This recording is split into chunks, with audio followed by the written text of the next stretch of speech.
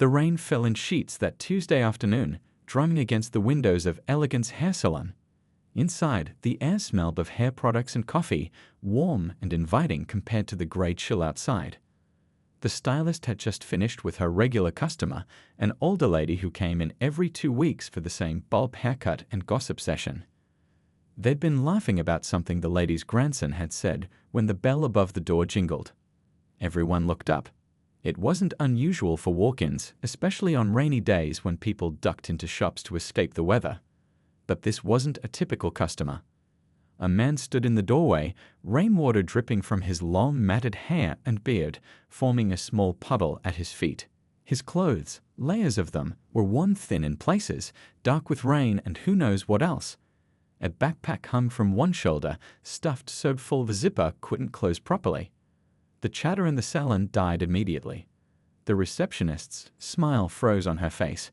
The stylist felt herself take an instinctive step back, clutching her scissors a little tighter. "Excuse me," the man said, his voice surprisingly soft. "I was wondering if someone could give me a haircut." His eyes moved around the salon, taking in the plush chairs, the gleaming mirrors, the shelves of expensive products. He seemed to shrink a little, aware of how out of place he was. "I've got money," he added quickly, digging into his pocket and pulling out a handful of crumpled bills and change. "Not much, but enough for a basic cut, I think." The stylist glanced at her co-workers. The salon owner was in the back office. The receptionist looked uncertain, her eyes darting between the man and the stylists, silently asking what to do. A customer waiting for her appointment gathered her purse closer to her body and shifted in her seat. The silence stretched uncomfortably. "I'm sorry," the receptionist finally said, her voice pitched higher than normal. "We're fully booked today." The stylist knew this wasn't true. She had an empty slot in 20 minutes, and 2 other stylists were just cleaning their stations between appointments. The man seemed to know it too. His eyes, surprisingly clear and blue, settled on the empty chairs visible in the mirrors. For a moment, something like hurt flashed across his face before disappearing behind a practiced blankness. "Right," he said. "Of course." He stood there a moment longer, as if hoping someone would contradict the receptionist. When no one did, he nodded once and turned to leave. The stylist felt a twinge in her chest. She thought about calling after him, but what would she say? His smell had reached her now, unwashed clothes, stale sweat, and something else, something medicinal. Her station was clean, her tools sanitized. What would her next client think if they saw her working on someone like him? So she stayed silent, watching as he hunched his shoulders against the rain and disappeared down the street. "Can you imagine?" the receptionist whispered once the door had closed. "The nerve of some people." The stylist laughed along with everyone else, but it felt hollow in her chest. For the rest of the afternoon, she caught herself glancing at the door whenever the bell jingled. Later, as she was sweeping up hair from her last client, she found herself wondering where the man had gone. Was he still walking in the rain? Did he have somewhere dry to sleep tonight? She shook her head, pushing the thoughts away. It wasn't her problem. The salon had standards to maintain. You couldn't just let anyone walk in off the street. Still, as she drove home that evening, windshield wipers beating against the rain, she kept seeing those blue eyes in her rearview mirror. There had been something familiar about them, something that nagged at the back of her mind. Something she should have recognized but didn't want to see. She turned up the radio, drowning out her thoughts with pop music as the rain continued to fall. By the time she reached her apartment, she had almost convinced herself she'd done nothing wrong. Almost. But sometimes the people we refuse to see are the ones we should look at most closely. That night, the stylist couldn't shake the uneasy feeling that followed her home like a shadow. She heated up leftover pasta and flipped through channels on TV, but nothing could distract her from the memory of those blue eyes and the sound of the salon door closing behind the homeless man. Her roommate came home around 8, soaked from the rain, and carrying takeout that smelled like garlic and comfort. "You wouldn't believe the day I had," her roommate said, kicking off her wet shoes. She worked as a nurse at the VA hospital across town and always had stories that made the stylist's salon drama seem petty in comparison. "Someone steal the last good coffee again?" the stylist joked, making room on the couch. "I wish. We had a veteran come in today who'd been sleeping in that underpass by the highway for 3 weeks. His PTSD got so bad he couldn't handle being indoors anymore. She took a bite of food and shook her head. Guy earned 2 medals in Afghanistan, saved his whole unit during an ambush, and now he can't even get someone to look him in the eye on the street. The stylist felt her stomach twist. "That's awful," she said quietly. "You know what he told me? He tried to get a haircut today for a job interview tomorrow, but the place turned him away." Her roommate wasn't looking at her, focused instead on untangling a knot of noodles with her fork. Can you imagine? Like just because someone's down on their luck, they don't deserve basic human decency. The pasta in the stylist's mouth turned to paste. She set her fork down carefully. Maybe they were actually booked up," she offered weakly. Her roommate snorted. "On a rainy Tuesday? Doubtful. People see someone who looks homeless and they just, I don't know, stop seeing the person. It's like they think if they get too close, whatever bad luck that person has might rub off on them." The stylist's cheeks burned. She wanted to defend herself, to explain that it wasn't personal, that the salon had standards, that it wasn't her fault. But the words stuck in her throat. Anyway, her roommate continued, oblivious to the stylist's discomfort. "I helped him find some clean clothes for tomorrow. He's sleeping in the waiting area tonight since the shelter's full. The receptionist bent the rules for him." The stylist nodded, suddenly unable to meet her roommate's eyes. Was it the same man? It had to be. How many homeless men were looking for haircuts on a rainy Tuesday? She barely slept that night. Every time she closed her eyes, she saw the man standing in the salon doorway, his dignity intact despite everything, holding out those crumpled bills. The next morning, she stopped at her usual coffee shop on the way to work. The line was long, and she found herself standing behind 2 women deep in conversation. "Did you hear about that veteran they found out was living under the highway?" One was saying.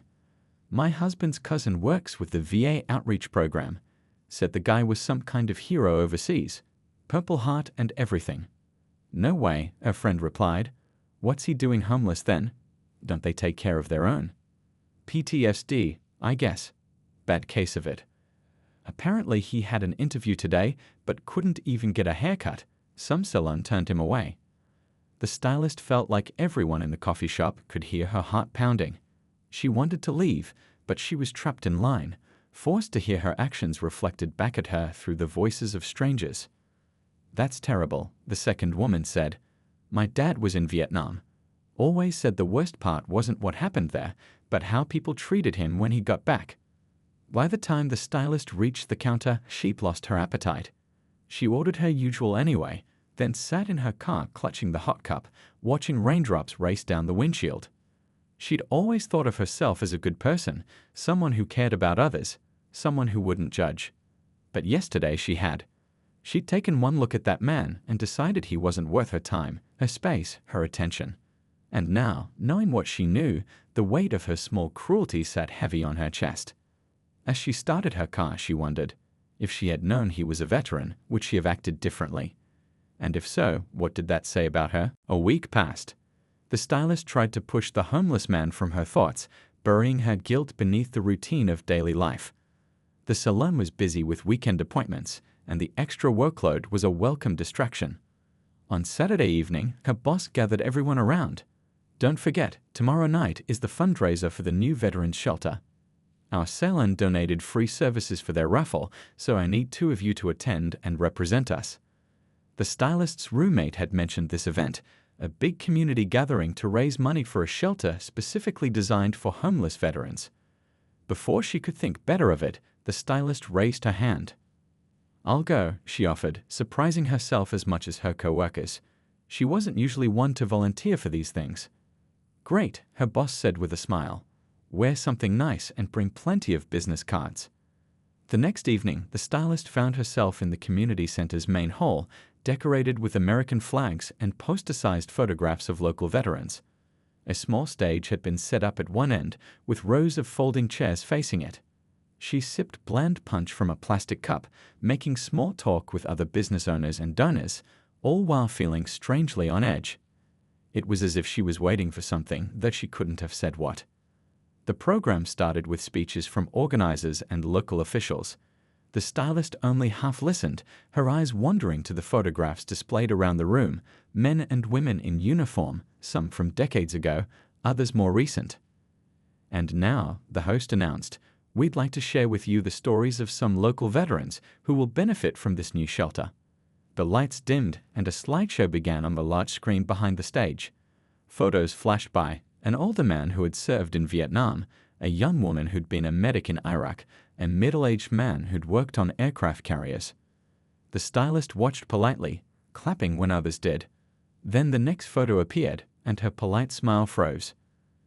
There on the screen was the homeless man from the salon. Except he wasn't homeless in this photo.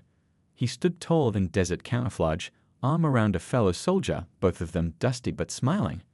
The difference was shocking. In this picture, his eyes were bright, his face clean-shaven, his posture confident.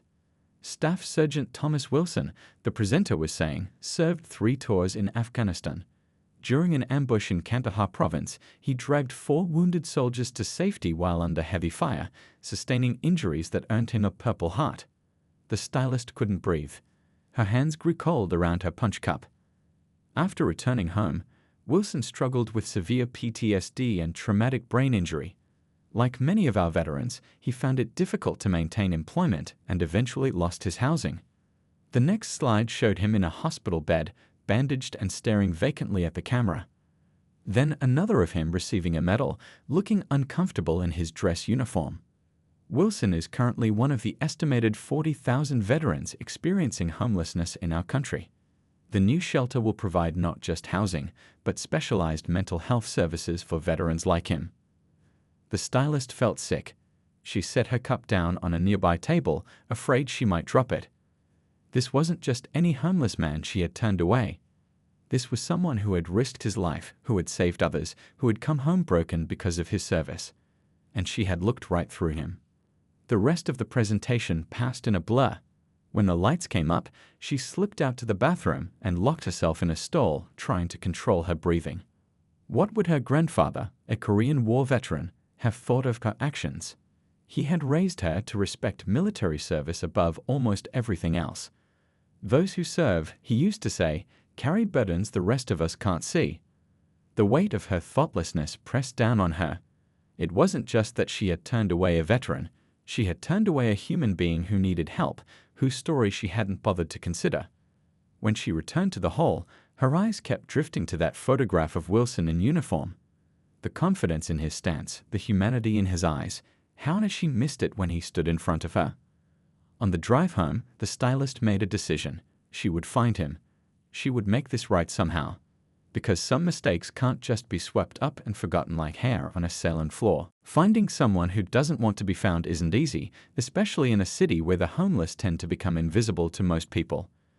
The stylist discovered this quickly as she began her search for the veteran.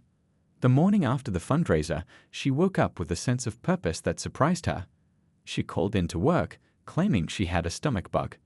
It wasn't entirely a lie.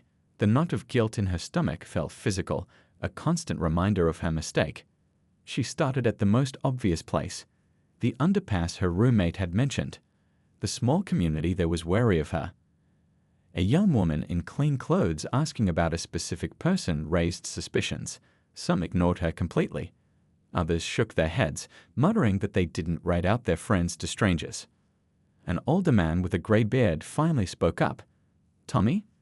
I ain't seen him in a couple days. Sometimes he stays at the VA when things get bad in his head." The VA hospital was her next stop. Her roommate worked the night shift, so the stylist was on her own, standing awkwardly at the information desk, trying to explain herself to a receptionist who clearly thought she was either crazy or up to no good. "I can't give out information about patients," the woman said firmly. "Privacy laws." "I understand," the stylist pleaded. "I'm not asking for his medical information. I just want to know if he's here, or when he might be back." The receptionist softened slightly. "Look, even if I knew something, I couldn't tell you." But she glanced around to make sure no one was listening. "There's a coffee shop across the street. A lot of the vets hang out there. The owner's ex-military. He might know something." The coffee shop owner was a large man with tattoos covering his arms and a voice that seemed too gentle for his appearance. He listened to her story without interrupting, his eyes measuring her sincerity. "Tommy Wilson," he said when she finished. "Yeah, I know him. Good man. Been through hell, though. Do you know where I can find him?"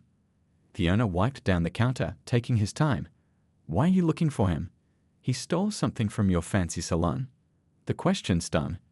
"No, I turned him away when he needed help. I want to apologize and offer him that haircut." The man studied her face. "A lot of people want to ease their conscience. Doesn't mean it's best for the person they wronged." "I know," she admitted, "but I have to try." After a long moment, he nodded. "Tommy comes to a support group at the VA. Thursdays at 7. He doesn't always show, but when he does, he stops here after for coffee. Black, 2 sugars." Thursday felt years away, but the stylist had no choice but to wait. She went back to work, going through the motions with her regular clients, all while thinking about the man she turned away. When Thursday finally arrived, she positioned herself at a small table in the corner of the coffee shop, nursing a drink she didn't want. Hours passed. The owner gave her occasional glances, sometimes sympathetic, sometimes doubtful. At 9:30, just as she was losing hope, the door opened. The veteran walked in, looking less disheveled than he had at the salon, but still carrying the weight of his experiences in the slump of his shoulders and the watchful caution in his eyes. He moved differently here, more at ease, exchanging nods with the owner, who had a cup ready before he even reached the counter. This was his territory, a safe space. The stylist's heart pounded as she watched him. What right did she have to intrude on this moment of peace? What if her presence only made things worse? Maybe she should just leave, forget this whole misguided attempt at making amends. But then he turned, coffee in hand, and their eyes met across the room. There was a flicker of recognition, followed by wariness. He didn't approach her table, but he didn't leave either. It was now or never. She stood up, her legs unsteady beneath her, and walked toward him. "Hi," she said, her voice barely above a whisper. "You probably don't remember me, but—" "I remember," he cut in, his voice rough but not unkind. "You're the stylist who was too busy." She swallowed hard. The memory of her coldness reflected in his eyes was almost unbearable. "I was wrong," she said simply, "and I'd like to make it right, if you'll let me." The coffee shop fell quiet around them. The veteran's eyes, those striking blue eyes that had haunted her for days, studied her face, looking for any hint of mockery or pity. Finding none, he gestured to the empty chair across from him. "Sit," he said, not friendly but not hostile either, just cautious. The stylist sat, her hands fidgeting with a paper napkin. Up close, she could see the details she'd missed before, a small scar along his jawline, the slight tremor in his right hand, the way his eyes constantly scanned the room as if looking for threats. "I saw you," she blurted out. "At the fundraiser for the veterans' shelter. I saw your picture. They talked about what you did in Afghanistan, how you saved those soldiers." He winced slightly. That was a different life. "I'm sorry," she said quickly. "I'm making a mess of this. What I meant to say is, I was wrong to turn you away that day. I judged you without knowing anything about you, and I'm ashamed of that." He took a sip of his coffee, watching her over the rim of the cup. "You weren't the first, won't be the last. That doesn't make it okay." A hint of surprise crossed his face, as if he hadn't expected her to acknowledge that. "Look," she continued, "I'd like to offer you that haircut. For free, of course, and a shave too, if you want it, whenever you're comfortable." He set his cup down carefully. "Why?" "To make yourself feel better." The question was direct, but not cruel, just honest in a way most people weren't. "Partly," she admitted. "I won't lie about that. But also because you deserved it then, and you deserve it now. Not because you're a veteran. Because you're a person who wanted a service I could provide, and I refused for no good reason." He seemed to consider this, his finger tracing the rim of his cup. The coffee shop owner walked by, refilling the veteran's cup without asking and giving the stylist a small nod of approval. "I have a job interview next week," the veteran finally said. "Nothing fancy. Just maintenance work at an apartment complex. But it's something." Hope flickered in the stylist's chest. "That's great. A haircut might help with that first impression. That's what I thought when I came into your salon. There was no accusation in his voice, just a simple statement of fact that made her cheeks burn with shame. "I can come in early tomorrow, before the salon opens," she offered. "No other customers around, just us. Or I could even bring my stuff to you, wherever you'd be comfortable." He studied her for a long moment. "Why before hours?" The stylist hesitated, not wanting to imply he shouldn't be seen in the salon during regular business. "I thought you might prefer the privacy. No people staring or asking questions." "Because I'm homeless." There was a challenge in his voice. She met his eyes directly. "Because you deserved better than how I treated you, and I don't want anyone else making you feel unwelcome while I'm trying to make things right." Something shifted in his expression, a slight softening around the eyes, a loosening of the tight line of his mouth. "I can come by tomorrow at 7, he said finally. "That early enough?" Relief washed over her. 7 is perfect. I'll bring coffee." That night, the stylist stayed late at the salon, cleaning her station until it gleamed. She set aside her best scissors and a fresh razor. She gathered new towels and laid out high-end shampoo and conditioner. She even brought in her personal coffee maker and picked up his preferred coffee, black with 2 sugars, from the shop where they'd met. As she drove home, she realized she was actually nervous, like this was a first date instead of an apology haircut. But maybe that was right. It was a first meeting, in a way. The first time she would really see him, not just look at him. Her roommate noticed her restlessness as they ate dinner. "What's got you all wound up?" "Hot date tomorrow." The stylist shook her head. "Not exactly." "Remember that veteran you mentioned? The one who couldn't get a haircut?" "Yeah." "I'm giving him one tomorrow, before the salon opens." Her roommate's eyebrows shot up. "You found him? How?" The stylist smiled slightly. "Let's just say I did something I should have done in the first place. I looked for the person, not just what I could see on the surface." The stylist arrived at the salon an hour early, her breath making small clouds in the cold morning air as she unlocked the door. She flipped on the lights, started the coffee, and checked her station 3 times to make sure everything was perfect. At exactly 7, there was a soft knock. Her heart jumped as she hurried to the door. The veteran stood on the sidewalk, looking slightly more put together than the last time she'd seen him. His hair was still long and unkempt, his beard wild, but his clothes were cleaner, and he made an effort. That small detail nearly broke her heart. "You came," she said, unable to hide her relief. He nodded once, said I would.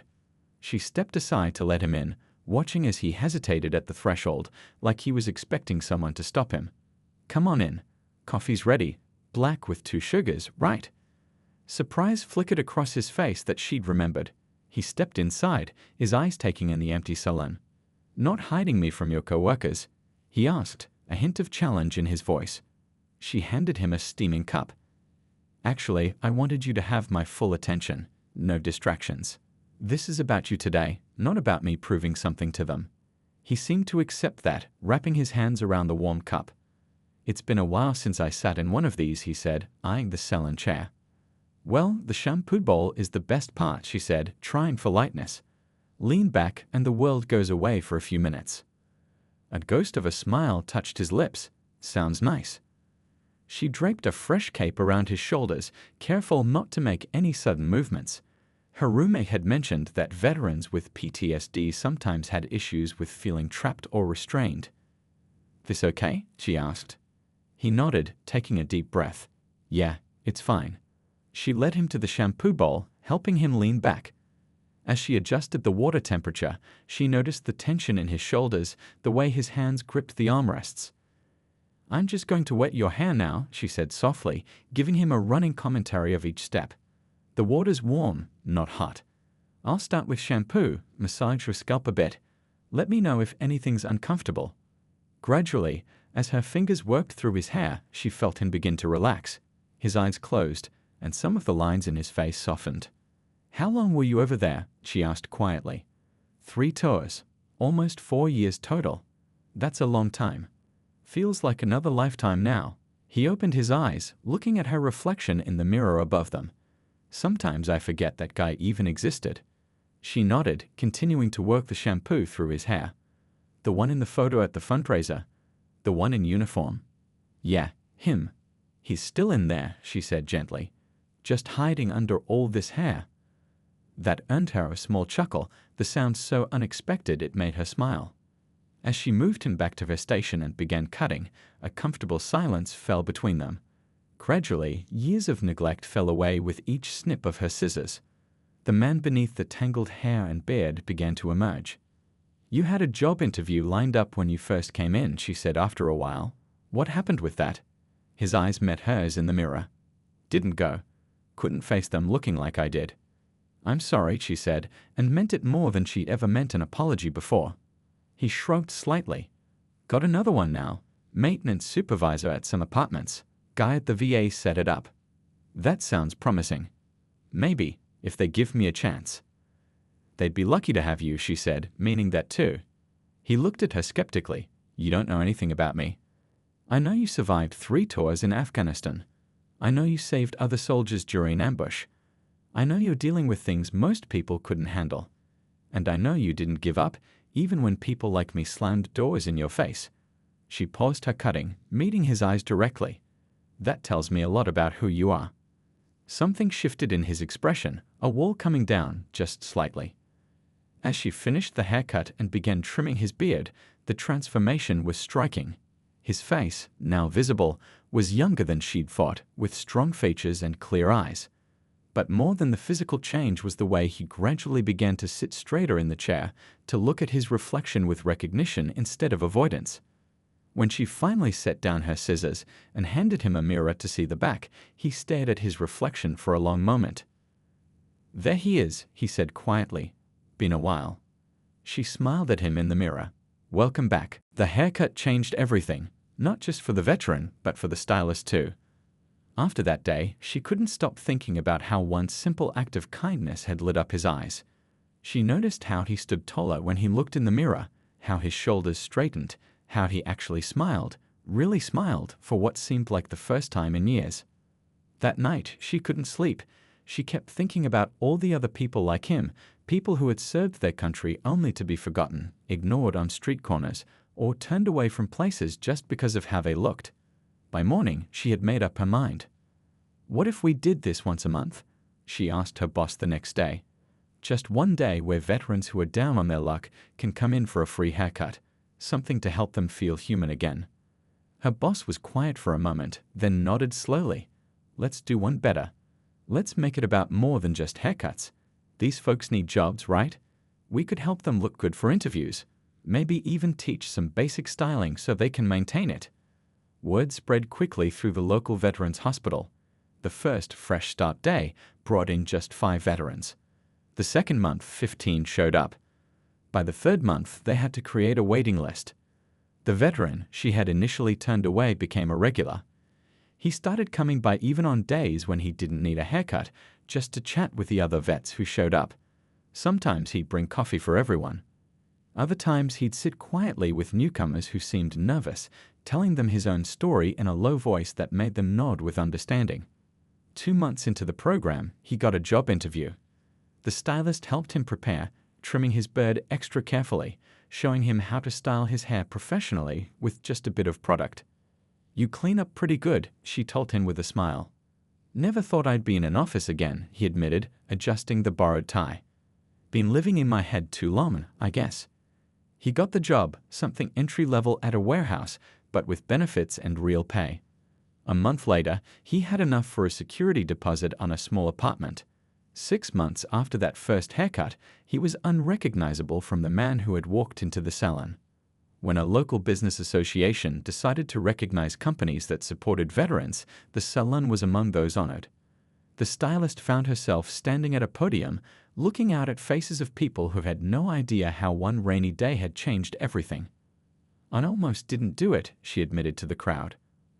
"I almost didn't give him that haircut." Her voice shook a little as she continued. "We all do it, judge people based on what we see. This man who fought for our country, who saved other soldiers, who came back with scars no one could see. I almost turned him away because he looked like someone I couldn't help, someone I didn't want to help." From the second row, the veteran watched her, nodding slightly. "But here's the thing about kindness. It costs almost nothing. A haircut takes 45 minutes. That's it. And in those 45 minutes, I saw a person transform. Not just on the outside, but on the inside too.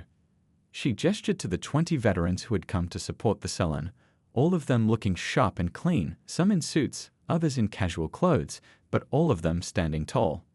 Every single person deserves to look in the mirror and recognize themselves, to remember who they were before life got hard. Sometimes all it takes is someone willing to see past the dirt and the struggle to the person underneath. After the ceremony, people lined up to talk to her, to donate to the program, to volunteer.